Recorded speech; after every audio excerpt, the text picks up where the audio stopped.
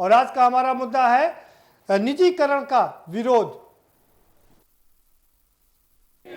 रोटी जो दे न सके वो अरे जो सरकार निकम्मी है वो सरकार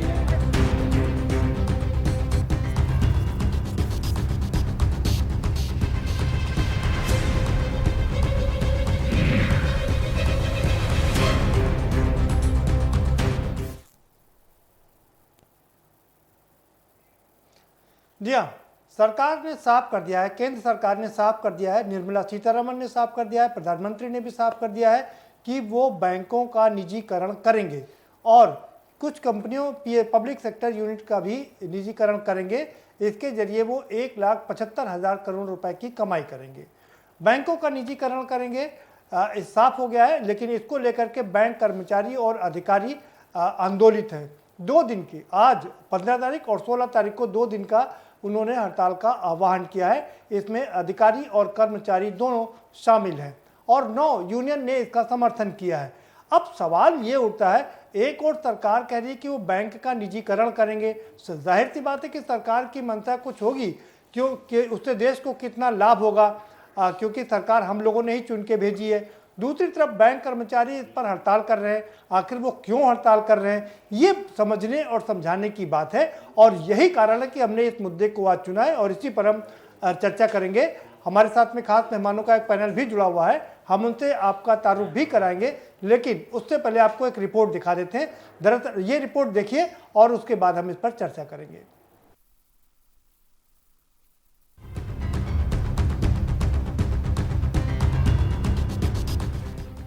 बैंक कर्मियों की हड़ताल की सबसे बड़ी वजह सरकार का ऐलान है कि वो IDBI बैंक के अलावा 2 और सरकारी बैंकों का निजीकरण करने जा रही है। बैंक यूनियनें निजीकरण का विरोध कर रही हैं। उनका कहना है कि जब सरकारी बैंकों को मजबूत करके अर्थव्यवस्था में तेजी लाने की जिम्मेदारी सौंपने की जरूरत है, उस वक्त सरकार एकदम उल्टे रास्ते पर चल रही है। वित्त मंत्री निर्मला सीतारमण ने बजट में ऐलान किया है कि इसी साल 2 सरकारी बैंकों और एक जनरल इंश्योरेंस कंपनी का निजीकरण किया जाएगा। ऐसी चर्चा जोरों पर है कि सरकार 4 बैंक बेचने की तैयारी कर रही है। इनमें bank of Maharashtra, bank of India, Indian overseas bank और सेंट्रल बैंक ऑफ इंडिया का नाम लिए जा रहे हैं। बैंकों के मामले में एक बड़ी समस्या ये भी है कि पिछली तमाम सरकारें जनता को लुभाने का या वोट बटोरने के लिए ऐसी ऐलान करती रही है जिनका बोझ सरकारी बैंकों को उठाना पड़ा। कर्ज माफी इनका सबसे बड़ा उदाहरण है और इसके बाद जब बैंकों की हालत बिगड़ती थी तो सरकार को उनमें पूंजी डालकर फिर उन्हें खड़ा करना पड़ता था। पिछले 3 सालों में ही सरकार बैंकों में 1.5 लाख करोड़ रुपए की पूंजी डाल चुकी है और 1 करोड़ से ज्यादा की रकम रिकैपिटलाइजेशन बॉन्ड के जरिए भी दी गई है। अब सरकार की मंशा साफ है। बैंक यूनियनों ने निजीकरण के फैसले के खिलाफ लंबे प्रतिरोध का कार्यक्रम बनाया हुआ है। ये विरोध प्रदर्शन हम लोगों का 15 और 16 तारीख की स्ट्राइक का है। इसमें United forum of bank union के अंतर्गत सभी बैंक, हमारे जितने नेशनलाइज बैंक हैं, सब इसमें पार्टिसिपेट कर रहे हैं और जो अभी तक देखा गया है 100% हम लोगों की स्ट्राइक सफल रही है। और आज हम लोग का यहाँ पर डिमांस्ट्रेशन और धरना है। कल जोनल ऑफिस मान लो कानपुर में हम लोग का डिमांस्ट्रेशन और धरना होगा और अगर इसके बाद भी सरकार नहीं मानी तो हम लोग को अनिश्चितकालीन के लिए जाना। मुख्य मांगे हमारी सिर्फ जो निजीकरण हो रहा है, निजीकरण के विरोध में। उनका यह भी आरोप है कि डूबे कर्जों की वसूली के लिए कठोर कानूनी कार्रवाई करने की जगह IBC जैसे कानून बनाना भी एक बड़ी साजिश का हिस्सा है। भले ही बैंक कर्मी हड़ताल करके अपना विरोध जता रहे हो, लेकिन सरकार किस सोच के तहत निजीकरण का कदम उठाने जा रही है, इस पर सरकार का फैसला आखिरी होगा। फिलहाल बैंक कर्मी निजीकरण का विरोध किस स्तर पर जाकर करेंगे, ये तो भविष्य बताएगा। स्पेशल डेस्क, के न्यूज इंडिया।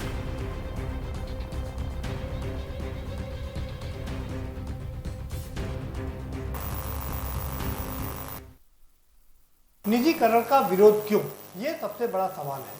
क्यों आंदोलित है बैंक के अधिकारी और कर्मचारी और सरकार की क्या है मंशा, ये सवाल सबको उद्वेलित कर रहा है। ये सरकार को भी उद्वेलित कर रहा है, ये बैंक कर्मचारियों को भी उद्वेलित कर रहा है और सबसे बड़ी बात है कि ये आम जन को भी ये सवाल उद्वेलित कर रहा है कि आखिर ये निजीकरण क्यों हो रहा है और बैंक कर्मचारी अगर सही हो रहा है तो बैंक कर्मचारी अधिकारी उसका विरोध क्यों कर रहे हैं। हम इसी पर चर्चा करेंगे। हमारे साथ में जो खास मेहमान हैं उनसे आपका तारुफ करा देते हैं।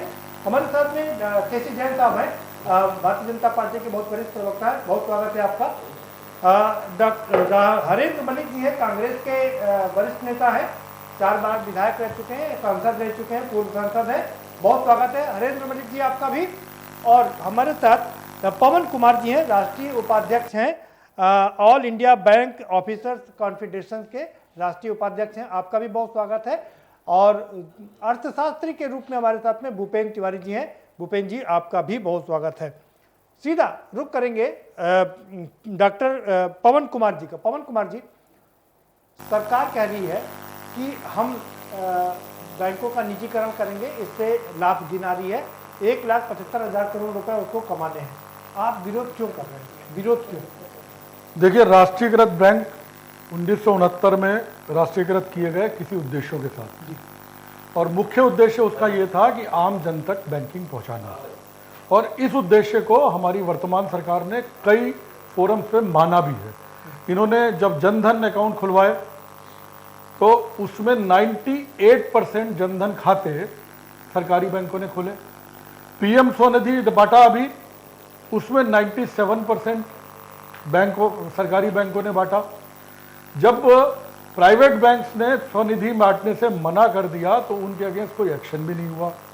जब डिमोनेटाइजेशन हुआ तो सबके एक बैंक का नाम बहुत तेजी से आया जिसने बहुत सारे फ्रॉड किए थे, वो भी प्राइवेट बैंक था, कुछ नहीं किया। हमारा सीधा सा मानना है कि अगर ये सारी नीतियां जनता से रिलेटेड नहीं थी, और अगर जनता से रिलेटेड थी और उसके इम्प्लीमेंटेशन में सरकारी बैंकों का योगदान था, तो सरकारी बैंकों को प्राइवेट करने की आवश्यकता क्या है। वो जो वर्तमान में सरकारी बैंक हैं, प्राइवेट बैंक्स हैं, जिनके पास करीब करीब 20% बैंकिंग भारत की है, उनसे ये काम क्यों नहीं कराया गया कम से कम 20% के रेशो में? उनको 17% एग्रीकल्चर में इन्वेस्ट करने के लिए क्यों नहीं कहा जाता? इसका मतलब ये है कि कहीं ना कहीं सरकार नेशनलाइजेशन के उद्देश्यों से हटना चाहती है, आम जन तक बैंकिंग जो पहुंच गई है उसको बंद करना चाहती है, ऐसा प्रतीत हो रहा है। क्या करें? देखिए, पवन जी ने जो बातें रखी अपनी बैंकिंग की तरफ से और तमाम सारी चीज़ें उनकी तरफ से उन्होंने बातें रखी, लेकिन देखिए समय के साथ चीज़ें बदलती हैं। और ये बात सही है कि आम जनता तक बैंकों को पहुंचाना ये सरकार का उद्देश्य रहा है और सरकार उस पर सफल भी रही है। लेकिन उसके साथ साथ सरकार जो पैसा बैंकों को दे रही है वो कहाँ से ला करके देगी? पैसा आम जनता की गाढ़ी कमाई का टैक्स का पैसा है, जो बैंकों को सरकार देती है, बैंकों के माध्यम से ऋण को लेकर के हो या आप देखिए एनपीओ को लेकर के हो। और ये उन बैंकों का इस तरीके से हो रहा है जिसमें प्राइवेट सेक्टर में उनका शेयर बढ़ेगा और तमाम सारी चीज़ें जो हैं वो उन बैंकों का है जिनका वास्तव में जो एक घाटे में चल रही हैं या उनका एनपीए बहुत ज़्यादा है या जो अन्य बैंकों से छोटे क्षेत्र में है।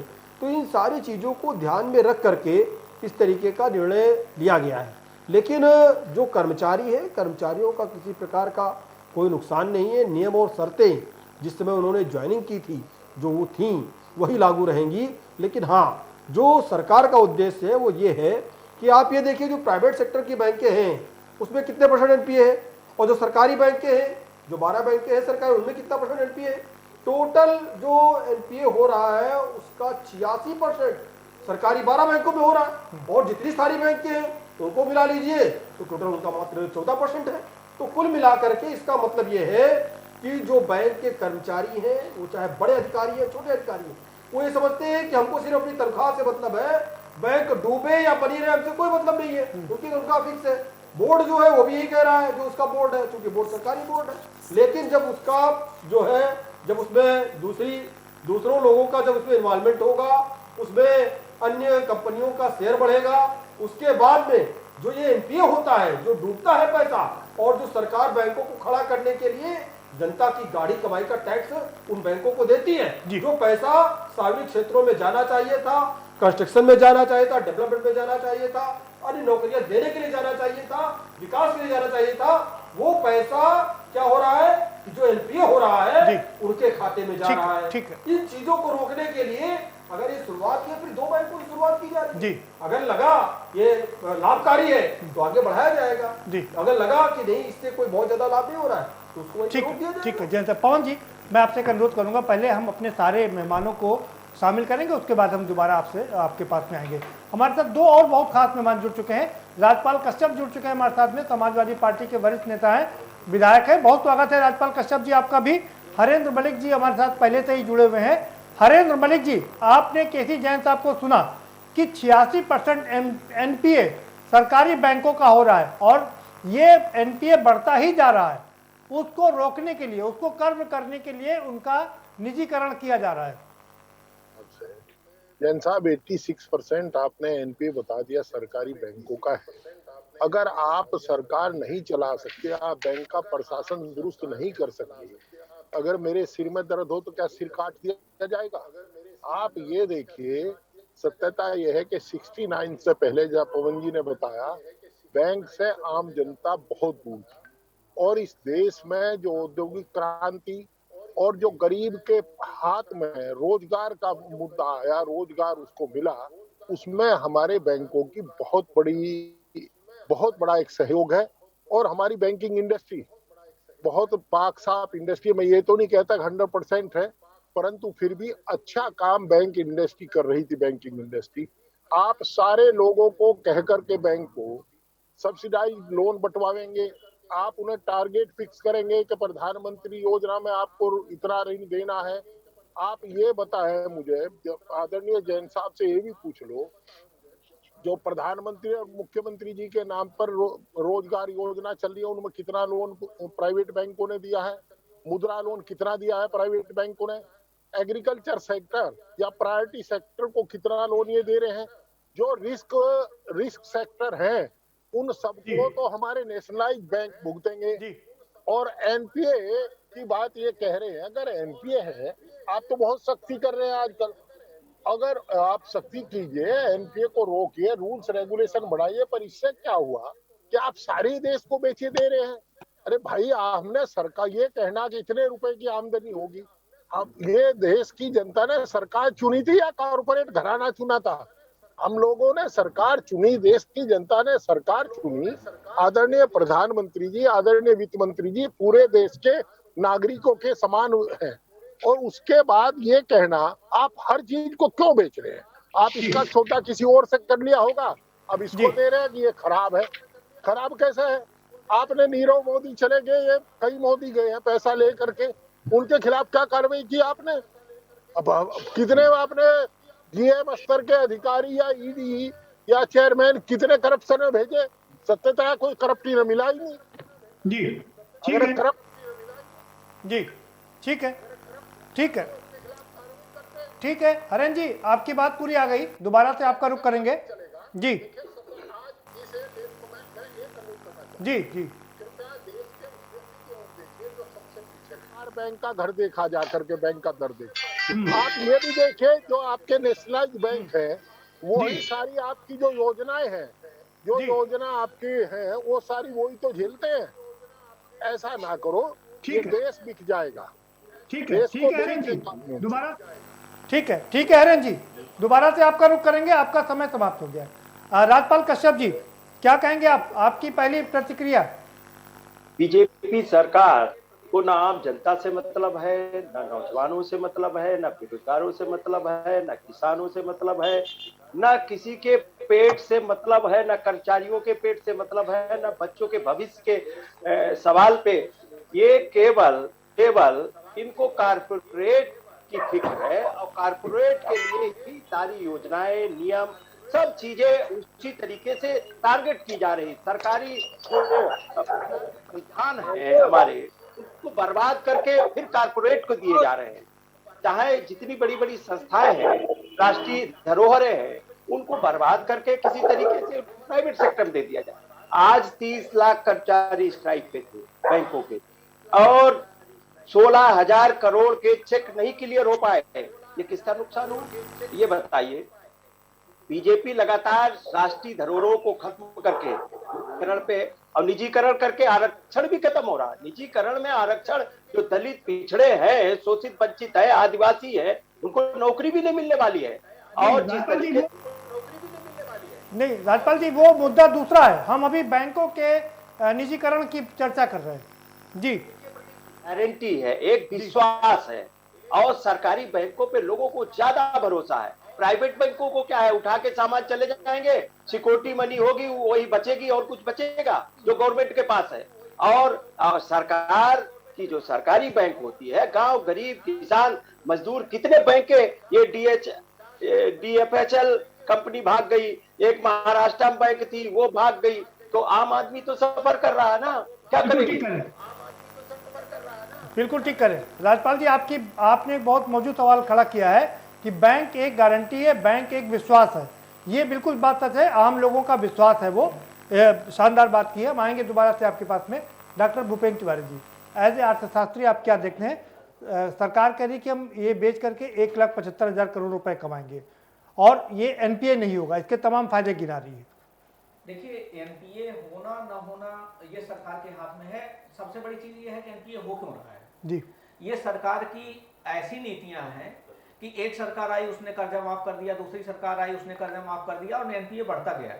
तो NPA को कंट्रोल करने के लिए बेसल 1, बेसल 2 और बेसल 3 नॉर्म्स भी तो लाए गए थे, सरफेसी एक्ट भी लाया गया था। ये तो पवन कुमार जी बताएंगे आपको, चूंकि बैंक से हैं और वो बेहतर बता सकते हैं कि सरफेसी एक्ट क्या था। बेसल 1, बेसल 2, बेसल 3 नॉर्म्स तक आपके यहाँ अप्लाई हो चुका है। 2019 डेडलाइन थी बेसल 3 नॉर्म्स को अप्लाई करने के लिए, तो उससे तो NPA कंट्रोल हो ही रहा है। नंबर दूसरी बात, अगर NPA के ही थ्रू कंट्रोल होता बैंक और NPA से ही सब कुछ होता तो 2009 में चलिए, अब विश्व का सबसे बड़ा बैंक लेहमैन ब्रदर्स कोलैप्स कर जाता है जी।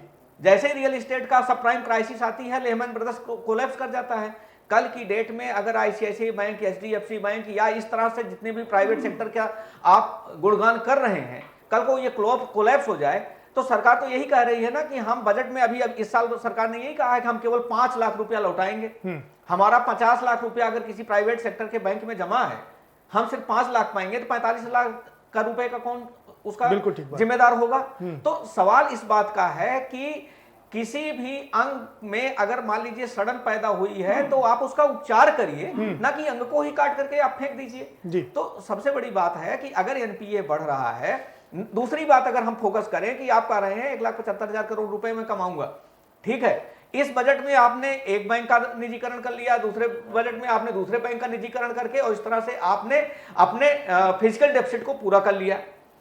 भविष्य के लिए आप क्या कर रहे हैं? सस्टेनेबल फाइनेंशियल इंक्लूजन का क्या यही मतलब था? फाइनेंशियल इंक्लूजन जब आएगा, जब आप समावेशी विकास कर रहे हैं, कल की डेट में आज सरकारी बैंक नो फ्रिल अकाउंट खोलता है। नो फ्रिल अकाउंट का मतलब होता है zero balance account. Zero balance account कितने प्राइवेट सेक्टर बैंक खोलने के लिए तैयार हैं? अगर आप zero balance account private sector bank नहीं खोल रहा है तो क्या जितने भी गरीब हैं या जितने भी रूरल इकोनॉमी के लोग हैं, क्या वो उसको मैनेज कर पाएंगे कि 5,000 या 10,000 अपने अकाउंट में मैनेज करके रखें? तो सरकारी बैंकों का जो फायदा है वो क्या प्राइवेट सेक्टर उस फाइनेंशियल इंक्लूजन के कॉन्सेप्ट को पूरा कर पाएंगे? मेरा बेसिक सवाल यहीं पर ठीक है। आपने बहुत शानदार सवाल उठाया कि फिजिकल डेफिसिट कैसे कम करेंगे। फिजिकल डेफिसिट हमारे हाथ से बाहर होता जा रहा है, जिसको हम लोग 3.5% करने की कोशिश कर रहे थे, वो 8.9 पर पहुंच गया। पवन जी, आप कुछ कहना चाह रहे थे? जी, मैं जैन साहब से जरूर बताना चाहूंगा कि जैन साहब ने एक बहुत बड़ा हम लोगों को आश्वासन दिया कि जो सर्विस कंडीशन हमारे नौकरी ज्वाइन करते समय थी वो सुरक्षित रहेंगी। लेकिन जैन साहब ये भूल गए कि अभी हमने लेबर एक्ट पास किया है जिसमें सारी सर्विस कंडीशन सबकी बदल गई है। अब तो बहुत छोटी सी चीज है जी, है ना। उसके अलावा जैन साहब ने एक चीज बताई कि 86% NPA सरकारी बैंकों का है, लेकिन जैन साहब ने ये कंपैरिजन नहीं किया कि टोटल एडवांसेस का 90% हमारे पास है। तो जो NPA हमारा है उतना ही प्राइवेट बैंकों का भी है, बल्कि प्राइवेट बैंक्स में अभी ICICI बैंक की जो रिपोर्ट आई है वो करीब 18% है, जबकि स्टेट बैंक 12% पे है। 12% भी ग्रॉस NPA है, नेट NPA तो शायद 6 या 7% है। और वो भी NPA जो है उसमें हमारे टोटल NPA में लगभग 70% NPA उनका है जिनको ये बैंक बेचना चाह रहे हैं जी, बड़े सरमाएदारों का। जब जो वो डिफॉल्टर हैं उन्हीं को हम बैंक बेचेंगे। एक मैं और जोड़ दूं, बड़ा मजेदार चीज आपको जोड़ने जा रहा हूं। पवन जी मेरी बात से शायद आगे बढ़ाएंगे। सरकार ने जब अपने बॉन्ड्स जारी किए थे तो बॉन्ड्स का ज्यादातर हिस्सा बैंकों ने खरीदा था, जिनको आज आप NPA चिल्ला रहे हैं। और मजे की बात यह है कि सरकार ने टारगेट रखा है ऑपरेशन ट्विस्ट लाने का। ऑपरेशन ट्विस्ट पवन जी बताएंगे। ऑपरेशन ट्विस्ट का मतलब यह हुआ कि 2026 से लेकर के 2030 तक जितने भी बॉन्ड मैच्योर हो रहे हैं उनकी जगह पर हम नीलामी करेंगे, बिल्स की, ट्रेजरी बिल्स की नीलामी करेंगे और उस पैसे से हम इसको भुगतान करेंगे। भुगतान तो ठीक सबसे है। बड़ा तो एनपीए सरकार कारण बनी बैठी नहीं वो हुई बात है। ठीक है, सरकार का एनपी है, लेकिन सबसे पवन ज्यादा जी तो NPA सरकार की वजह से पवन है। जी सबसे बड़ी NPA ना ना पवन जी, मैं सबसे सवाल बड़ा ये है, आप अपने अधिकारों को लेकर के, आप अपने अधिकारी कर्मचारियों को लेकर के बड़ा चिंतित हैं। जनता इसमें कहाँ खड़ी हुई, जनता का क्या फायदा है? क्योंकि सरकार कह रही कि हम इसको बेच के पैसा कमाएंगे और देश का भला करेंगे। आपको नहीं लगता कि इससे देश का इंफ्रास्ट्रक्चर बढ़ेगा, पैसा बढ़ेगा तो देश आगे बढ़ेगा? देखिए जैन साहब ने बिल्कुल स्पष्ट कर दिया कि कर्मचारियों और अधिकारियों को चिंता करने की आवश्यकता नहीं है। इसका मतलब यह मुद्दा जनता का मुद्दा है, बैंक अधिकारी और कर्मचारियों का नहीं है। बैंक अधिकारी और कर्मचारी अगले 2-4 साल में रिटायर होकर चले जाएंगे बहुत सारे, क्योंकि रिक्रूटमेंट पिछले 20-25 सालों में हुआ ही नहीं। जब ज्यादातर लोग रिक्रूटमेंट के वजह से रिटायर होने वाले हैं तो उनके एम्प्लॉयमेंट पे कोई अंतर नहीं पड़ता। हाँ, रिक्रूटमेंट पवन जी आप कह रहे 20-25 साल से रिक्रूटमेंट नहीं हुआ, लेकिन जहां तक मुझे जानकारी अभी लगातार रिक्रूटमेंट हो रहे पिछले 3 सालों में सिर्फ हुआ हाँ है। पिछले 3 साल पिछले 3 सालों में हुआ है, जिसके उसके बावजूद भी करीब 25% से स्टाफ शॉर्टेज है सारे नेशनलाइज बैंक में। एक चीज, दूसरा एनपीए की बात करता हूं, रिलेशनशिप ऑफ एनपीए जो आपने कहा कि एम्प्लॉयज के कारण से है। जितने भी लोन डिफॉल्ट हो रहे हैं वो ज्यादातर बोर्ड के द्वारा किए गए हैं, पॉलिटिकल इन्फ्लुएंस नहीं, बोर्ड भी तो आखिर आप ही के अधिकारी और कर्मचारी है ना। नहीं सर, बोर्ड वो ऐसे डिसीजन क्यों लेता है? गवर्नमेंट के अपॉइंट नहीं गवर्नमेंट क्या पार्ट, लेकिन वो आप ही के तो अंग है ना। आप लोग उन पर क्यों इस तरह से कर्मचारी अधिकारी मिलकर दबाव क्यों नहीं बनाते? अधिकारी और कर्मचारी उस लोन करने में कहीं भी कोई योगदान नहीं करते जी। Scale 1, scale 2, scale 3, even scale 5 कहीं भी कोई बड़ा लोन नहीं कर सकता 10 लाख 20 लाख से ज्यादा जी। और 70% एनपीए वो है नहीं, जो लेकिन करोड़ों में है। आप मानेंगे, ठीक बात है कि बड़े लोन हुए, आप मानेंगे कि लेकिन अधिकारियों और कर्मचारियों ने भी कोई कमी नहीं रखी है। उन्होंने भी बहुत सारी चीजों को आगे बढ़ाया है करप्शन करने को लेकर के। अब मैं आपको और चीज बताता हूँ। तीसरी चीज आपने कही इन्फ्यूजन ऑफ कैपिटल जी। तो इन्फ्यूजन ऑफ कैपिटल जो सरकार ने पिछले 50 सालों में नेशनलाइज बैंक में की है उससे 3 गुना प्रॉफिट लिया है। प्लस जो टैक्स में बैंकों ने इनकम टैक्स और बाकी टैक्स दिए वो अलग है, जो प्रोविजन किए हैं वो अलग है। आज की तारीख में 12 के 12 बैंक ऑपरेटिंग प्रॉफिट में है। सिर्फ बैंक की गवर्नमेंट की पॉलिसी की वजह से हमें अपना लॉस दिखाना पड़ता है जी। क्योंकि हम प्रोविजन बहुत हाई लेवल पे करते हैं। मेरे ख्याल से सर इसको बिल्कुल क्लियर, इकोनॉमिस्ट हैं हमारे तो ये ज्यादा क्लियर कर पाएंगे। ठीक है। चौथी चीज, एनपीए इसलिए बढ़ रहा है कि एनपीए को रिकवर करने के प्रॉपर रूल्स अवेलेबल नहीं है। नहीं आप लोग अभी रिकवरी नहीं करते आप लोग ढंग मैं से। भी वही बड़े कह रहा लोगों से रिकवरी करते नहीं। मैं भी वही कह रहा हूं। छोटा किसान अगर 100 रुपया या 1000 या 10,000 लेता है तो आप उसकी जमीन गिरवी रख लेते हैं, हम भी जमीन यही कब्जा कर लेते हैं। हमारी भी डिमांड लगातार यही रही है। शायद पिछली 3 स्ट्राइक में आपने ध्यान दिया होगा, हमारी डिमांड यही थी कि स्ट्रिंजेंट रूल बनाया जाए एनपीए रिकवर करने की। अब सरकार ने एनपीए रिकवरी के नाम पे एक आईबीसी बनाया। आईबीसी में क्या हो रहा है कि मोस्ट ऑफ द रिकवर जो हुए हैं वो 15% और 14% पे हेयर कट किया गया है, यानी 85% सिर्फ बैंकों की बैलेंस शीट से गायब कर दिया गया। भूषण स्टील का सबसे ज्यादा प्रचार ये सरकार करती है, उसमें मात्र 18% पे हेयर कट था। 18% रिकवर हुआ, बाकी राइट ऑफ हो गया। ठीक है। उनको राइट ऑफ नहीं कहा जाता, उनको हेयर कट कहा जाता। हाँ अच्छा, वो हेयर कट है। जैन साहब देखिए भाई, ये राइट ऑफ नहीं है, ये हेयर कट है।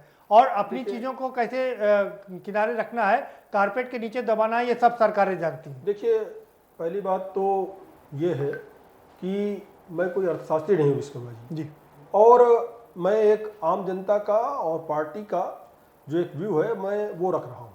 और हमें लगता है अगर कोई अर्थशास्त्री आपके साथ में होते तो जिस तरीके से हमारे चाहे वो बैंक के नेता बैठे अर्थशास्त्री हमारे साथ ना भूपेंद्र जी है तो भाई, वो अच्छे से उसका विश्लेषण करते हैं कि क्या चीज़ें वास्तव में लाभदायक है, क्या हानिकारक। चूंकि सरकार जो निर्णय लेती है वो तमाम सारी चीज़ों को ध्यान में रखते हुए निर्णय लेती है। अभी जो बात हमारे बैंक के नेताजी ने कही कि आप जो कहा कि आप एनपीए को कहा कि आप एनपीए प्राइवेट बैंकों का ज़्यादा हो रहा है हमारी सरकारी बैंकों से। दूसरी बात ये भी कही कि हमारी बैंक तो लगातार लाभ ले रही है, एक्सिस बैंक का देखिए ना, घाटा दिखाते हैं। नहीं एक्सिस बैंक का देखिए, आईडीबीआई बैंक का देखिए, और कैसे वीडियोकॉन को पैसा दे दिया।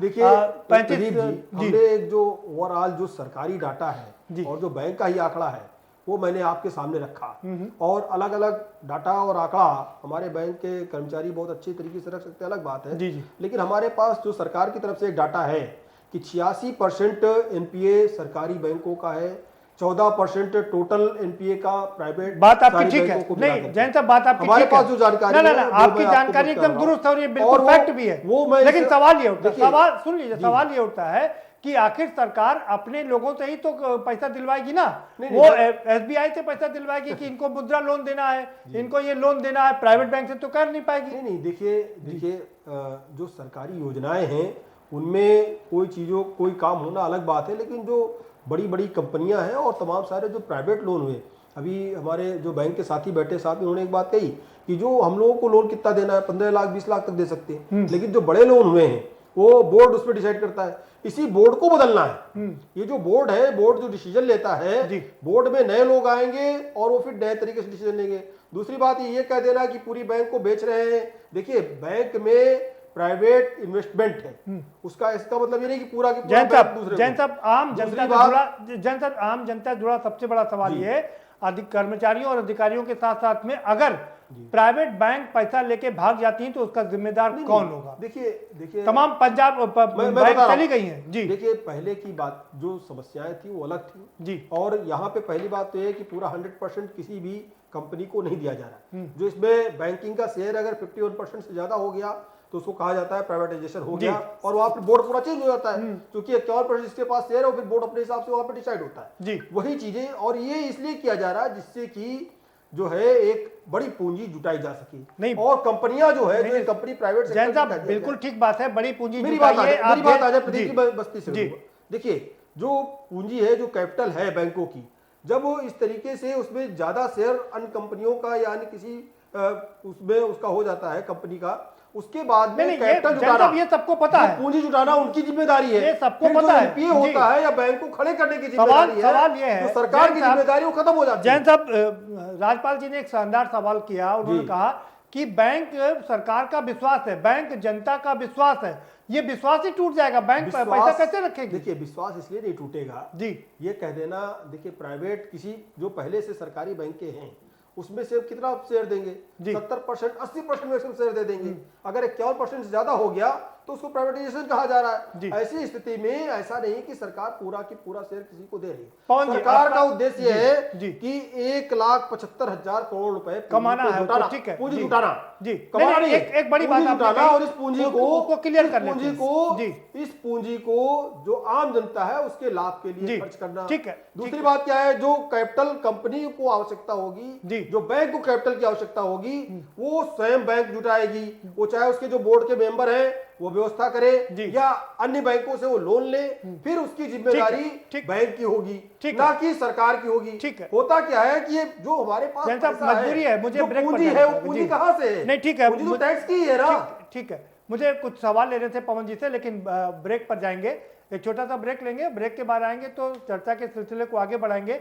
सवाल सबसे बड़ा यही है कि जो राज्यपाल कश्यप जी ने उठाया और भूपेंद्र जी ने भी उठाया और हमारे हरेंद्र मलिक साहब ने भी उठाया कि अगर बैंक चली जाती है तो उसका जिम्मेदार कौन होगा, आम आदमी के पैसों का क्या होगा, इस बात का भी हमें ख्याल रखना पड़ेगा।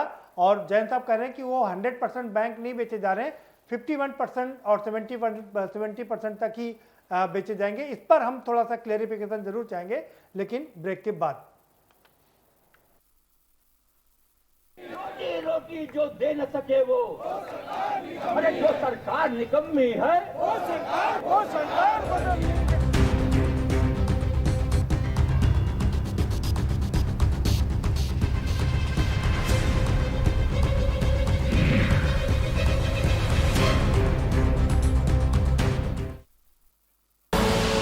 आप देख रहे हैं के न्यूज, खबरों का सारथी। LIC लाया है जीवन लाभ, एक ऐसी एंडाउमेंट पॉलिसी जिसमें एक निश्चित अवधि के बाद आपको प्रीमियम नहीं भरना होगा, फिर भी फायदों का सिलसिला चलता रहेगा। LIC, जिंदगी के साथ भी, जिंदगी के बाद भी। स्वाद और खुशबू में झूम के भाई लेके आए गोल्डी मसाले। गोल्डी मसाले, खुशबू और स्वाद ऐसा तो रिश्तों में गुस्सा कैसा। खुदी को आजमाया है तो ये अंदाज आया है, खुदी को आजमाया है तो ये अंदाज आया है। तुम में भी मैं हूं, पान मसाला।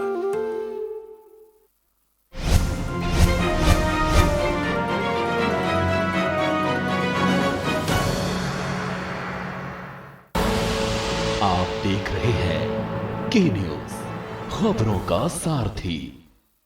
रोटी जो दे न सके वो अरे जो सरकार निकम्मी है वो सरकार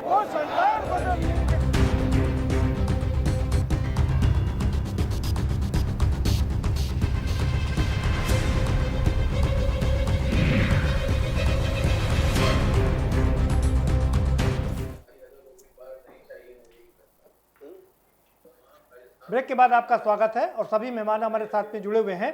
पवन जी, आपसे बहुत छोटा सा कमेंट इसमें चाहेंगे। केसी जैन साहब ने कहा, हम उसका आपसे क्लैरिफिकेशन चाहेंगे। कह रहे हैं कि वो 100% बैंक का डिसइन्वेस्टमेंट नहीं किया जाएगा, 51% या कुछ परसेंट किया जाएगा, उससे नुकसान नहीं होगा, भाग नहीं सकते बैंक। देखिए, जैन साहब शब्दों से खेलने की कोशिश कर रहे हैं जी।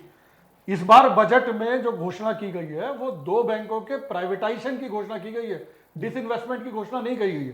डिसइन्वेस्टमेंट बैंकों का शब्द इस्तेमाल ही नहीं किया गया है, उसके लिए शब्द इस्तेमाल किया गया है। डिसइन्वेस्टमेंट शुरू से होता रहा है, आज भी स्टेट बैंक ऑफ इंडिया का 51% शेयर गवर्नमेंट के पास है, बाकी 46% पब्लिक के पास है। इसी तरह बाकी नेशनलाइज बैंक की बात है।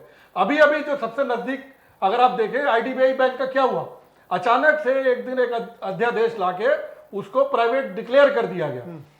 तो ये प्राइवेटाइजेशन नहीं है तो क्या है? और उसका आज तक ये फैसला नहीं हो पाया कि वो एलआईसी के अंडर में प्राइवेट बैंक है या पब्लिक के अंडर में प्राइवेट बैंक है। प्राइवेट बैंकों का इतिहास देख लीजिए, 1938 से लेके 1969 तक 1500 बैंक डूबे। चलिए छोड़ दीजिए, वो पुरानी बात थी, परिस्थितियां बदल गई हैं जैसा जैन साहब ने कहा। तो 1993 में नए बैंक प्राइवेटाइज को लाइसेंस देना शुरू करा जी। ग्लोबल ट्रस्ट बैंक सबसे पहला प्राइवेट बैंक था जो मार्केट में। नहीं, आप जल्दी से मुझे एक लाइन में ये बता दीजिए, जैन साहब जो कह रहे हैं क्या वो सही है कि 51% शेयर दिए जाएंगे और 100% नहीं दिए जाएंगे? यानी बिल्कुल गलत है। मैंने आईडीबीआई का एग्जांपल आपको दिया, मैंने आईडीबीआई का एग्जांपल दिया। जो बैंक है, बैंक की टोटल पूंजी केवल 1,75,000 करोड़ रुपए है क्या जी? अगर हम 1,75,000 करोड़ रुपए 2 बैंकों से जुटा रहे हैं तो क्या टोटल दोनों बैंकों की पूंजी 1,75,000 करोड़ रुपए बात रहे क्या? बैंक के नाम बताइए, पता चल जाएगा। नहीं, जो जिन बैंक के नाम बताइए, बैंक को आया है, बैंक के नाम बताइए, पूंजी 1,75,000 बैंक के नाम बताइए, आप बताइए किसका प्राइवेटाइजेशन हो रहा है? आपने बैंकों के नाम ही नहीं लिए। ऐसी स्थिति में केवल जो आपने बात कही 70% तक ही इन्वेस्टमेंट है, जब 30% इन्वेस्टमेंट सरकार का पहले से रहेगा और तमाम सारी प्राइवेट बैंकों में भी सरकार का इन्वेस्टमेंट है। ये कह देना कि सरकार का इन्वेस्टमेंट प्राइवेट बैंकों में नहीं है, ये भी गलत है। प्राइवेटाइजेशन तभी उसको कही जाएगा जो ही 51% से ज्यादा किसी बैंक की किसी भी कंपनी के साथ हिस्सेदारी बढ़ी। आपने कहा 54% है बैंक सरकार की, पवन जी नाम पूछना चाह रहे हैं, प्राइवेटाइजेशन हो गया है जी। जैन साहब, शायद आपने प्रधानमंत्री जी की पिछले टर्म में जो आपकी सरकार थी उसकी घोषणाएं भी नहीं सुनी। वो कहते हैं अगर 49% शेयर होल्डिंग भी हो जाएगी तो वो प्राइवेट नहीं होगा। आप तो 51% मान रहे हैं, चलो धन्यवाद आपका। लेकिन आपको मैं यही बताना चाह रहा हूं कि स्टेट बैंक ऑलरेडी 54% पे है। अगर उसमें से आप 2% भी निकालेंगे तो वो 49 पे पहुंचने की तैयारी में होगा जी। और इसी तरह सारे बैंकों में पहले से अच्छा खासा डिसइन्वेस्टमेंट है, जो 70% से लेकर 54% के बीच में आप खुद कह रहे हैं जी। आईडीबीआई सबसे बड़ा एग्जांपल है कि आईडीबीआई प्राइवेट क्यों हुआ, इसलिए कि उसकी हिस्सेदारी आपने बेच खाई। ठीक है, ठीक है। ये सब पहली बात तो गलत है, बेच खाई जी। देखिए जी, सरकार आज हमारी है जी, पहले किसी और की थी, आगे किसकी होगी नहीं पता, बिल्कुल ठीक। लेकिन जो निर्णय लिया गया है वो जनता के लिए लिया गया है। हाँ, जो ये पूंजी, सुनिए, जो ये पूंजी हम जुटाएंगे, ऐसा नहीं कि कहीं बैंक जा रही, बैंक में बैंक की जो पोजीशन है वही है, ठीक है। लेकिन क्या है, सरकार जो भी करती है वो आम जनता के लिए करती है। कंपनी ने उसमें से शेयर खरीदा जी, शेयर खरीदने के बाद में जो पूंजी सरकार के पास आएगी, सरकार उससे डेवलपमेंट करेगी, उसके काम, बिल्कुल ठीक बात, देश को और आगे ले जाएगी। उसमें दिक्कत क्या है? और कर्मचारियों को तनख्वाह तो उसमें कम हो नहीं रही है। कर्मचारियों का डर इस बात का है, तब कर्मचारियों को काम, कर्मचारी नकारा हो गए, नकारा कर्मचारी काम नहीं करना चाहते, इसलिए डर रहे हैं कि शेयर कहीं किसी कंपनी का शेयर न बढ़ने पाए। और कोई बात नहीं है, ये डर है, जब उनकी तनख्वाह नहीं घट रही है, उनको कोई और दिक्कत नहीं है, जितना काम है, जितने घंटे का, दोनों के पास आ रहा हूं, राजपाल कश्यप जी आपके पास भी आ रहा हूं। उनको दिक्कत नहीं है, उनको काम करना पड़ेगा, पवन जी, तब बोर्ड बदल जाएगा। आ रहा हूं राजपाल जी, आ रहा हूं, आपको काम करना पड़ेगा जी। हाँ पवन जी, नकारा हो गए कर्मचारी। बात जहां तक है ना पवन जी कह रहे हैं नकारा हो गए, कर्मचारी काम नहीं करते हैं और लोगों को बार बार बैंक जाना पड़ता है। जैन साहब ने दो चीज बताई, एक तो कर्मचारी नकारा हो गए हैं और दूसरा बोर्ड बदल जाएगा। नहीं, विरोध क्यों कर रहे हैं भाई, ये कह रहे हैं विरोध इसलिए कर रहे हैं, सब सुन तो लीजिए, दूसरे का मौका तो दीजिए सुनने के। नंबर एक, 2014 से आज तक किसी भी सरकारी बैंक में जो कॉन्स्टिट्यूशन में परमिटेड है एम्प्लॉइज और ऑफिसर्स का डायरेक्टर अपॉइंट नहीं किया गया क्योंकि नियत खराब है। जबकि हाईकोर्ट, दिल्ली हाईकोर्ट से ऑलरेडी केस हार चुकी है सरकार जी, उसके बाद भी अपॉइंट नहीं किया गया। ठीक है, नंबर 2 आप ये बताइए, आप सीधा वही बता रहा हूं, आप आदमी से जुड़े हुए सवाल है भाई, कि आदमी के काम वही बता रहा हूं साहब जी। नकारा होने की बात है तो मैं जनाब से निवेदन करूंगा कि कृपया per capita business private banks का, सरकारी बैंक का पर कैपिटा वाउचर कंपेयर कर ले। आप हमें लेवल फील्ड दीजिए, बता दीजिए कौन नकारा है कौन वो है। आप 14%, हम 17% एग्रीकल्चर में, 7% पे फाइनेंस करने की बात करते हैं। ठीक है, 40% आप प्राइवेटी सेक्टर में बात करते हैं। पवन जी हमारे साथ बहुत खास मेहमान भी जुड़े, कितने पीएमसी स्वनिधि करे, कितने जनधन खोले। ठीक है पवन जी माफ करिएगा। हरेंद्र मलिक साहब आप कुछ कहना चाह रहे थे? जब ये इसके बाद आपके पास आऊंगा। प्राइवेट लोगों के हाथ में चला जाएगा तो बैंक तो प्राइवेट हो ही जाएगा, पॉलिसी उनकी चलेंगी। जनता को मैं जैन साहब से आपके माध्यम से प्रदीप जी अनुरोध करना चाहता, वो उपलब्धि गिना दे जो जनता को उपलब्धियां होंगी, जनता को लाभ क्या हो। हरेंद्र मलिक साहब उपलब्धियां गिना रहे हैं, सरकार के पास जब पैसा होगा इंफ्रास्ट्रक्चर पर पैसा लगेगा और जब इंफ्रास्ट्रक्चर बढ़ता है तो इकोनॉमी रोल करती है। हर 50 किलोमीटर पर टोल ले रहे हैं, ये तो व्यापार हो चुका। इंफ्रास्ट्रक्चर कौन सा बढ़ रहा? आज भी प्राइवेट बैंक के अधिकारियों से ज्यादा अच्छा व्यवहार है सरकारी बैंकों के अधिकारी कर्मचारी का। और मैं आपको बताऊं, ये गलत कह रहे हैं कि अधिकारियों कर्मचारियों को दिक्कत होगी। वो अपनी बुद्धि बल पर चयन हुए थे, उन्हें तो प्राइवेट बैंक ले लेंगे, वो तो इनके हाथ अच्छे हथियार लगेंगे। परंतु सच्चाई यह है कि गांव का गरीब मर जाएगा, शहर का गरीब मर जाएगा, और जो औद्योगिकरण कैसे मर जाएगा, कैसे मर जाएगा, मैं आपको थोड़ा इलाबोरेट कर दीजिए भाई। आज प्रधानमंत्री रोजगार योजना के अंतर्गत 25 लाख रुपए का ऋण मिलता है, जिसकी गारंटी सरकार देती है। नेशनलाइज बैंक फाइनेंस करता है, प्राइवेट नहीं करता, वो नहीं करेगा। कोई ट्रैक्टर पे लोन है, पर नेशनलाइज बैंक जो करता है वो अच्छा साह कहलाया जाता है। अगर किसी की एक फसल मर, वो अच्छा साह कहलाया जाता है। अरे वो जो हरेंद्र मलिक साहब, आप ही लोग आरोप लगाते हैं बैंक का एनपीए बहुत बढ़ गया है, 8% से बढ़ के 14.5% हो गया है, तो एनपीए तो नहीं होगा ना फिर। एनपीए जो बढ़ा है वो नेशनलाइज का बढ़ा है, प्राइवेट का बढ़ा है। 90%, 80% फंडिंग तो करेगा सरकारी बैंक, और एनपीए की तुलना करेगा उन साहब जो 10-15% फंडिंग कर रहे हैं। ऐसा नहीं, जब सरकारी बैंक नहीं, इसीलिए तो उनको प्राइवेटाइजेशन किया जा रहा है। जब सरकारी बैंक रहेंगे नहीं तो उनसे फंड दिलाया नहीं जाएगा। आप एक आदमी ये कोशिश कर रहा है, आपका बैंक कोशिश करता है लोगों के जीवन को साधने की, उनको प्रोत्साहित करने की। और देखिए मैं आपको बताऊं, सरकारी बैंक डूबता तो नहीं, जैसा राजपाल जी ने कहा था, बैंक मतलब है विश्वास। आप एक तरफ तो किसान, आप पूरे देश के नागरिकों को घेर रहे हैं कि आप 2 लाख रुपए से का भी लेन देन नगद नहीं कर सकते, बैंक में पैसा रखेंगे, पर एंट्री पैसा कटेगा, एटीएम इस्तेमाल करेंगे, प्लास्टिक करेंसी इस्तेमाल करेंगे, परंतु फिर भी पैसा कटेगा।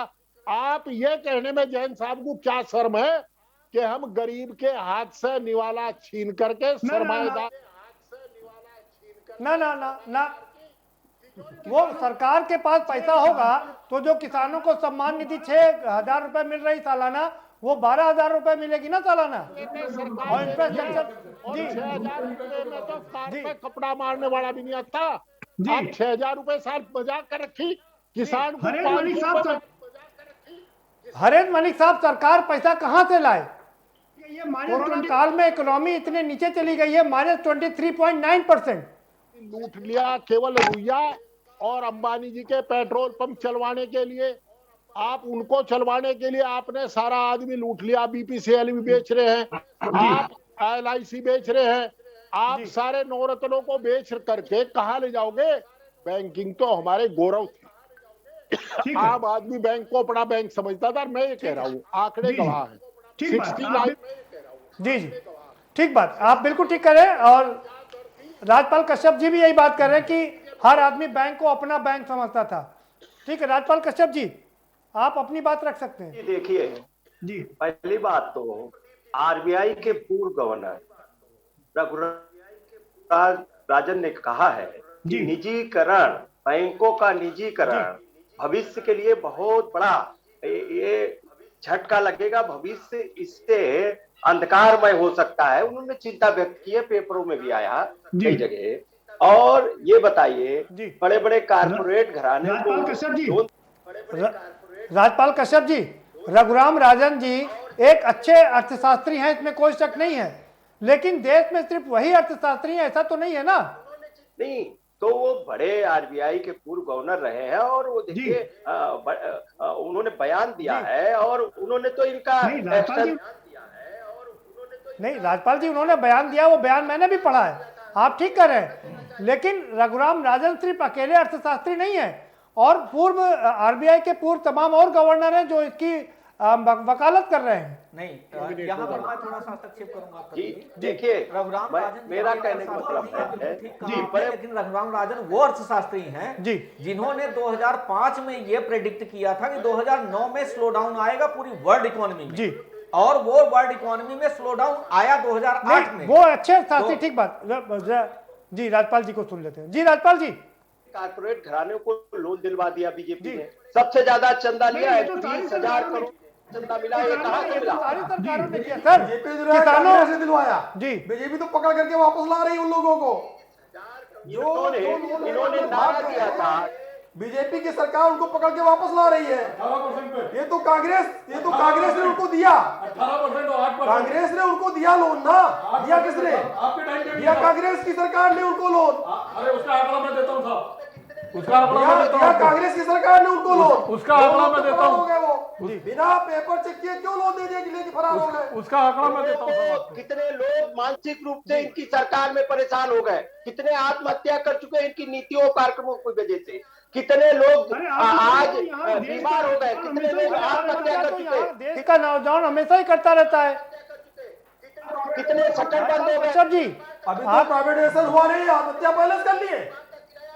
अभी प्राइवेटाइजेशन हुआ नहीं और सुसाइड पहले से कर लिए। क्या बात करते हैं? पता नहीं क्या उनको उनकी गाली दे रहे हैं, ऐसे किसानों को गाली दे रहे हैं, जिसको देखो उसको देशद्रोही बता रहे हैं। यही लोग नारा देते थे देश में बिकने नहीं देंगे, देश में एक भी संपत्ति नहीं छोड़ेंगे ये लोग, और देश को गुलाम बनाना चाहते हैं। डॉक्टर राजपाल कश्यप जी, देश की जनता ने प्रधानमंत्री को चुना है और एक बार नहीं 2-2 बार चुना है। दिया था ये तो विजय माल्या, नीरव मोदी भाग गए। जनता ने प्रधानमंत्री को इसलिए चुना था क्योंकि उनकी नीतियों में विश्वास था उनको। हो गए, आज उनका क्या कर लिया? देखिए ये कहना कि जो बैंकें हैं, जो बैंकें घाटे में चल रही हैं जी, वो प्रतिवर्ष घाटे पे घाटा दिखाती रहे, सरकार उसकी भरपाई करती रहे। कौन सा बैंक है जो प्रतिवर्ष घाटा दिखा रहा है साहब? कौन सा बैंक है? कौन सा बैंक है साहब? बताइए ना, एक नाम बताइए ना जो प्रतिवर्ष घाटा दिखा रहा है। आपके और एक नाम बताइए साहब, एक नाम। जिस भी बैंक का प्राइवेटाइजेशन हो रहा है वो लगातार घाटे में, वो प्रॉफिट वाला है साहब, उसी का नाम बताइए, नाम बताइए साहब, बैंक का नाम बताइए, हो रहा है, नाम बताइए, कहाँ से हो गया? नाम बताइए, कहाँ से हो गया? नाम बताइए। मैं बता रहा हूँ 86% कहाँ से हो गया? 86 नहीं है तो 86 उनका तो 90 है, आपके प्राइवेट बैंकों का ये नुकसान नहीं क्या? प्राइवेट बैंकों का 90% है, नुकसान नहीं है। कहाँ से 90% है? हवाई बातें करते हैं आप। बैंक के कर्मचारी उनके एडवांस का 90%, उनके एडवांस का 25% एनपीए, हमारा 14% है। आप जो कहेंगे मान लिया जाए क्योंकि आप बैंक के एम्प्लॉई है, आप बैंक के कर्मचारी है। अरे डाटा जो कहेगा वो कहेगा ना सर।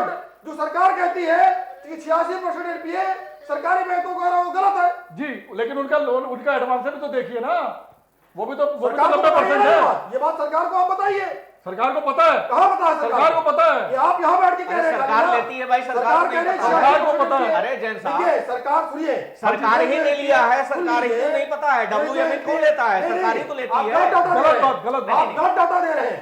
गलत डाटा आप डाटा को मिस इंटरप्रेट कर रहे हैं, आप डेटा को मिस इंटरप्रेट कर रहे हैं। देखिए सुनिए, भूपेन जी आपके पास आएंगे जी। 86% एनपीए सरकार कह रही है सरकारी बैंकों का हो रहा है, 14% प्राइवेट बैंकों का हो रहा है। सारी बैंकों को मिला लीजिए, 12 बैंकें मिला करके 86% पूरा की पूरा एनपीए, और बाकी सारी बैंकें प्राइवेट मिला लीजिए उनका केवल 14%। उसके बाद आप कह रहे हैं नहीं कोई घाटा नहीं, कोई नुकसान नहीं, हम तो फायदे में हैं, हम तो। आप एक नाम बताइए ना सर, कौन सा बैंक घाटे में? अरे आपका नुकसान क्या है? आप ये बताइए कौन सा बैंक घाटे में हो रहा है? आप बताइए कौन सा बैंक घाटे में, नाम बताइए ना। क्या नाम बताइए, आप बताइए नुकसान क्या आपका हो रहा है? नाम बताइए। कर्मचारी का नुकसान हो रहा है, कहां से नुकसान हो रहा है आपका? किस बात का आपको डर है कि अगर जो है हमें अपना डर नहीं है, हमें जनता का डर है। कोई डर नहीं, हमें जनता का डर है। आपको आप बेच खाएंगे, ये आप बेच खाएंगे। कौन सा बेच खाया? आईडीबीआई, इसको बेच खाना कहते हैं। Global trust bank. अगर हमारे पास पूंजी आ रही है, अगर उसमें से 55%, 60%, 70% हम कर रहे हैं, कितने बैंक मिलेंगे? इन्वेस्टमेंट कर रहे हैं, उसमें हमारे पास पूंजी आ रही है, उसका हम इन्वेस्टमेंट पब्लिक के लिए कर रहे हैं। और जो ये घाटा अभी तक हो रहा था, वो घाटा आज बैंक में। कौन से बैंक में घाटा हो रहा है साहब, ये बताइए ना, नाम बताइए ना बैंक का। बैंक का नाम बताइए, कौन सा बैंक? एनपीए क्यों हो रहा है 86%? अरे कौन से बैंक में घाटा हो रहा है? कौन से बैंक में हो रहा है? किस बैंक में नहीं हो रहा है बताइए? आप बताइए किस बैंक में? 86% एक नाम बताइए ना साहब। आप बैंक का बड़ौदा ले लीजिए, आप बैंक ऑफ बड़ौदा प्रॉफिट में है, एसबीआई प्रॉफिट में है। 86% एनपीए किसका हो रहा है? किसका हो रहा है एनपीए 86%? तो प्राइवेट बैंकों का कितना है NPA? 14%। 14% of total NPA. Total NPA वही मैं कह रहा हूं। टोटल एनपीए, टोटल का एडवांसेस कितना है वो देखिए ना। एनपीए वही मैं कह रहा हूं, वही आप don't be miss interpret. 14% total जितना एनपीए है। अरे जैन साहब आप गलत डेटा पे स्पेस कर रहे हैं, गलत बात। भूपेंद्र जी के पास जैन साहब, टोटल बैंकों का, जैन साहब आपकी बात आ गई जी। 86% सरकारी बैंकों का, उसके बाद में बचाव कर रहे हैं कि नहीं हमारी बैंक तो फायदे में थी। अरे फायदे में अगर है तो हमको इन्वेस्टर आवश्यकता क्यों है? हमको फाइनेंसर की आवश्यकता क्यों है? ये सिर्फ और नहीं जैन साहब, एलआईसी तो फायदे में है ना, फाइनेंसर उपलब्ध कराना। जैन साहब जो चीजें फायदे में, आप ये देखिए, सरकार में बैठे हुए लोग ये कह रहे हैं कि, और आरबीआई के गवर्नर ये कह रहे हैं कि जब जो चीज बहुत ही लाभदायक उसमें हो उसी समय उसको बेचना चाहिए, पैसा अच्छा मिलेगा, अच्छा मिलेगा। अनुराग ठाकुर का बयान है। नंबर 1, नंबर 2 जो आप एडवांसेस की बात कर रहे हैं एनपीए की, एनपीए 86% है, हम इसको कौन मना कर रहा है? देखिए प्रदीप जी, ये जो पूंजी जुटाना है जी, पूंजी जुटाने का एक बात इस समय यही एक विकल्प है, ठीक है, कि इस तरीके से पूंजी को जुटाया जाए। ठीक है, बात यह है कि जो ये घाटा हो रहा था, अगर वहां पे जो इन्वेस्टर्स पैसा इन्वेस्ट करेंगे, जो सरकार को पैसा दे करके उसमें अपना शेयर खरीदेंगे और उसको अपने हिसाब से चलाएंगे, तो जो अभी तक बार बार लड़खड़ाती थी कंपनियां या बैंक, ठीक है जैन साहब, समय कम करने की जिम्मेदारी उनकी होगी, ठीक है जैन साहब, सरकार की। हाँ भूपेन जी, एक सवाल पूछूंगा। हाँ भूपेन जी, मैं एक सवाल फिर पूछना चाह रहा हूं, सरकार के क्षेत्र में, सरकारी क्षेत्र में वही कंपनी क्यों नुकसान देने लगती है, जैसे प्राइवेट सेक्टर में जाती है वही क्यों फायदा देने लगती है? यही तो बात है। अरे वही तो बात है। अरे बोलने दीजिए, अरे बोलने दीजिए, वही सरकार कह रही है। अरे बोलने दीजिए भाई साहब, अरे बोलने दीजिए, अरे बोलने दीजिए, अरे बोलने दीजिए। बीएसएनएल के कर्मचारी नकारा है, बीएसएनएल का ही नेटवर्क यूज करके रिलायंस नंबर 1 पर बैठी हुई है, और बीएसएनएल के कर्मचारी नकारा है, बिल्कुल, क्योंकि आपने नकारा किया हुआ है। तो फिर भाई साहब सरकार भी नकारी है।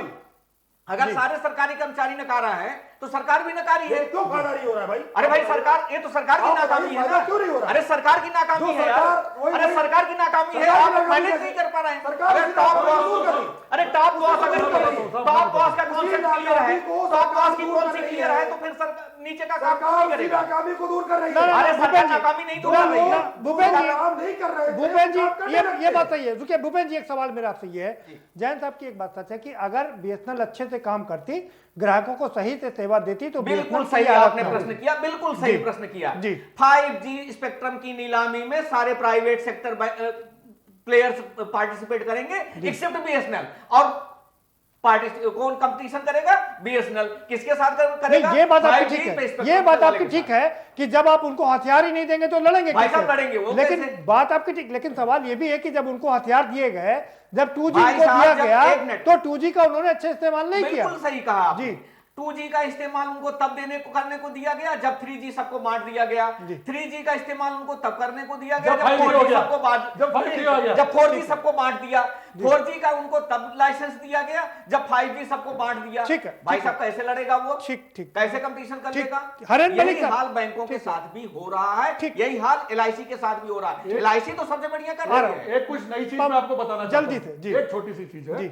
अभी फोर्स मैगजीन में एक पत्रकार साहब की रिपोर्ट छपी है जिसमें ये डिमांड की गई है कि अमेरिका में पब्लिक सेक्टर बैंकिंग होनी चाहिए क्योंकि प्राइवेट सेक्टर वहां की जनता मैं भूल गया था, मैं लेके आया और हम करना मैं भूल गया था। हम अमेरिका की नकल करके प्राइवेट सेक्टर बैंक बनाना चाहते हैं। बिल्कुल। प्राइवेट सेक्टर का हमारा इतिहास क्या है? ग्लोबल ट्रस्ट बैंक, पुराने की बात नहीं करता मैं, PMC, यस बैंक डूबा तो स्टेट बैंक बचाएगा, ग्लोबल ट्रस्ट बैंक डूबा तो PNB में मर्ज कर दिया, काशीनाथ बैंक डूबा तो स्टेट बैंक में मर्ज कर दिया। उसके अलावा जब लेमन की रिपोर्ट, लेमन डूबा और ICICI बैंक डगमगाने लगा तो वित्त मंत्री को मार्केट में आना समय कम है जी। ठीक है पवन जी। हरेन मलिक साहब, चूंकि समय कम है, आपका फाइनल कमेंट चाहेंगे कि आखिर इससे क्या आपको लगता है कोई भी फायदा नहीं है, सिर्फ नुकसान ही नुकसान है? जनता को ठगने के लिए, सरमाएदार मित्रों को ओबलाइज करने के लिए भारत सरकार जनता के उस व्यक्ति को जिसकी बैंक की आवश्यकता थी, हमारे बैंकों का नेशनलाइजेशन जो 69 में हुआ था, आज उसका निजीकरण कर रही है ताकि उनके जो मित्र हैं जो उनको चंदा देते हैं उनको लाभ हो सके और अधिकारी कर्मचारियों पर अनावश्यक रूप से आरोपित कर रहे हैं। विशेष उद्देश्य इनका अपने मित्रों को लाभान्वित करना और जनता को जहन्नुम में भेजना है।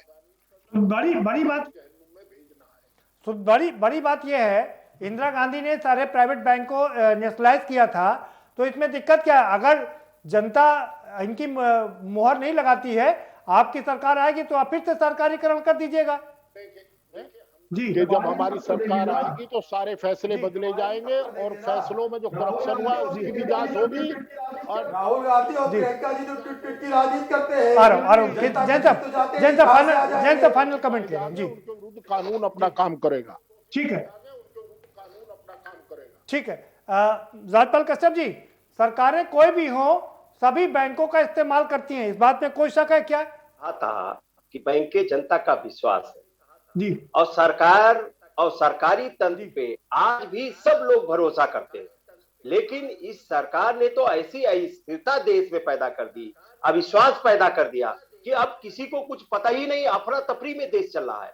आप बताइए, जनता ने इसलिए नहीं सरकार चुनती है कि डेली स्थिरता आप पैदा कर दो, सरकारी तंत्रों को खत्म कर दो। गांव गरीब का आदमी जब पैसा जमा करता है, उद्योगपतियों को कोई घाटा नहीं होगा। भाग तो गए कितने अरबों लेके, कितने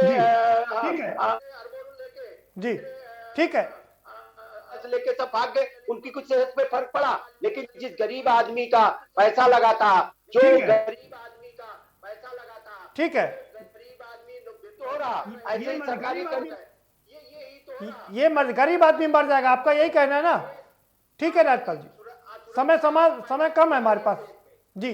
ठीक है राजपाल जी। भूपेंद्र जी, फाइनल कमेंट आपका। देखिए, हमारा एक प्रश्न बेसिक बहुत क्लियर है कि अगर हम प्राइवेटाइजेशन की तरफ मूव कर रहे हैं, चलिए हम उससे पैसा कलेक्ट करेंगे और इसके बाद इंफ्रास्ट्रक्चर डेवलप करेंगे। अरे हम दूसरा सोर्स भी तो ढूंढ सकते हैं। क्या जरूरी है कि हम जो रिसोर्सेज हैं उनको बेच करके और पैसा इकट्ठा करके इंफ्रास्ट्रक्चर डेवलपमेंट करें? सरचार्ज लगाया हुआ है, टोल टैक्स लगाते हैं, पेट्रोल पर सरचार्ज सेस लगा हुआ है, तो उससे इंफ्रास्ट्रक्चर डेवलपमेंट के लिए पैसा नहीं आ रहा है। दूसरी चीज, हम फाइनेंशियल इंक्लूजन की बात करते हैं, समावेशी विकास की बात करते हैं। फिजिकल डिफिसिट 9.5% हो गया, आप तो अर्थशास्त्री, आपको पता है कैसे पूरा किया जाएगा? दोनों बात उस पर भी हम आ रहे हैं। लेकिन फाइनेंशियल इंक्लूजन में क्या जो गरीब तबका है उसका जीरो बैलेंस पर अकाउंट प्राइवेट सेक्टर खोलेगा?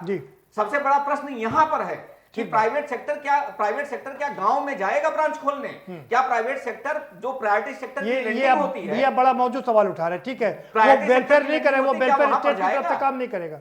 ठीक है, पवन जी आपका फाइनल कमेंट। दो तीन चीजें हैं, जैसे मैंने पहले भी कहा था कि ऐसा क्यों है कि जनधन अकाउंट हमने खोले, PM स्वनिधि हमने खोले, डीमोनेटाइजेशन हमने किया, फिर तब तो हमारी तारीफ करते हैं आप, उसके बाद कहते हैं हम आपको बेच खाएंगे। भाई साहब ने कहा कि नहीं वो बेच नहीं रहे हैं, वो डिसइन्वेस्टमेंट कर रहे हैं। तो मैं आपकी जानकारी के लिए कह दूं, डिसइन्वेस्टमेंट 1993 में शुरू हुआ था बैंकों का, पर लगातार हो रहा था, कभी भी अधिकारियों कर्मचारियों ने प्रश्न नहीं उठाया। जब आप निजीकरण के लेवल पे उतर आए तब लोगों को लगा कि ये तो पब्लिक के साथ धोखा है, जिनसे हम हाथ जोड़ के नमस्कार करके पैसा इकट्ठा करे थे गरीबों से, उनके पैसे के साथ कुठारा गाते। अधिकारी कर्मचारियों के ऊपर इससे कोई असर नहीं होने जा रहा, इसकी आप चिंता ना करें।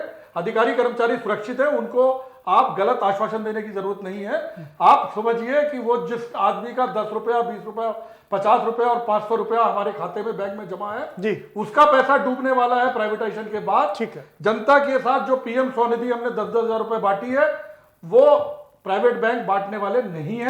ठीक है, उसके अलावा जनधन अकाउंट खोलने वाले नहीं है। ठीक है, आप ही को बाद में लगेगा कि हमने क्या कर दिया। ठीक, जैन साहब, जैन साहब, एक सबसे बड़ी एक बात के साथ आपकी बात शुरुआत करूंगा कि कोई भी विभाग हो, कोई भी व्यक्ति हो, चाहे वो पत्रकार हो, चाहे वो सरकार हो या विधायक हो, एमपी, कोई भी 100% भ्रष्ट नहीं होते हैं। उसमें कुछ लोग जरूर ऐसे होते हैं जिनकी वजह से पूरा वो बदनाम होता है। उसी तरीके से बैंक के 100% कर्मचारी बेईमान नहीं है, थोड़े से जरूर कुछ लोग हो सकते हैं जो जिनके कारण उनकी इज्जत खराब होती है। जी देखिए आपने बिल्कुल सही बात कही प्रदीप जी, और जो हमारे साथ आदरणीय पवन जी बैठे उन्होंने भी बात कही कि देखिए निर्णय बोर्ड लेता है और सामान्य कर्मचारी उसमें निर्णय नहीं लेता है, ये भी बात सही है। लेकिन देखिए ये जो बात अभी पवन जी ने कही कि डिसइन्वेस्टमेंट के द्वारा ये पैसे को मैनेज किया जा रहा है, तो देखिए अगर प्राइवेट सेक्टर से कहीं से भी अगर पूंजी को मैनेज करके इन्वेस्टमेंट करा करके अगर सरकार उस पैसे से आम जनता के लिए सुविधाएं उपलब्ध करा रही है और देश के विकास के उस पैसे को लगा रही है, तो इसमें कोई बुराई नहीं। दूसरी बात यह है कि ये बात हुई कि आप बैंक को प्राइवेट करें। देखिए 2 बैंकों के बारे में निर्णय लिया जा रहा है कि उनको प्राइवेटाइजेशन होगा या जो है उसका डिसइन्वेस्टमेंट होगा, लेकिन बाकी हमारे पास 10 बैंक हैं, लेकिन हमको जो पूंजी की तत्काल आवश्यकता है 1,75,000 करोड़ रुपए की, वो व्यवस्था हो जाएगी। साथ ही साथ बैंकों पे कोई असर भी इसका नहीं पड़ेगा। बहुत शुक्रिया आप सभी मेहमानों का, बहुत शुक्रिया इस चर्चा में शामिल होने के लिए। तो एक और सरकार का ये मानना है कि हम प्राइवेटाइजेशन इसलिए कर रहे हैं क्योंकि सरकार को पूंजी की आवश्यकता है। फिजिकल डिफिसिट 9.5% तक पहुंच गया है और सरकार के पास पैसा नहीं है जिससे देश का इंफ्रास्ट्रक्चर को आगे बढ़ाया जा सके, और इसी कारण वो बैंकों का निजीकरण कर रही है जिससे पैसा आए और देश की आर्थिक व्यवस्था को गति मिले। लेकिन दूसरी ओर बैंक के अधिकारी, कर्मचारियों और दूसरे लोगों का मानना है कि इससे गरीब आदमी मर जाएगा और जो आम आदमी का बैंक पर एतबार है, विश्वास है, जो राजपाल कश्यप जी कह रहे थे, वो विश्वास टूटेगा। ये सरकार के लिए मुश्किल खड़ी कर सकता है। अब क्या होगा ये भविष्य में रुक करके देखना होगा। फिलहाल इस कार्यक्रम में इतना ही। आप हमें दीजिए इजाजत और बाकी खबरों के लिए देखते रहिए के न्यूज इंडिया।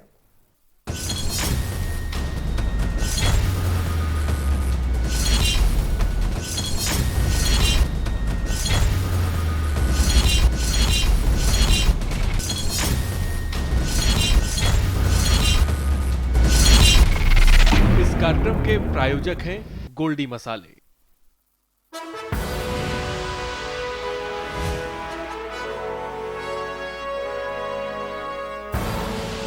आप देख रहे हैं के न्यूज, खबरों का सारथी।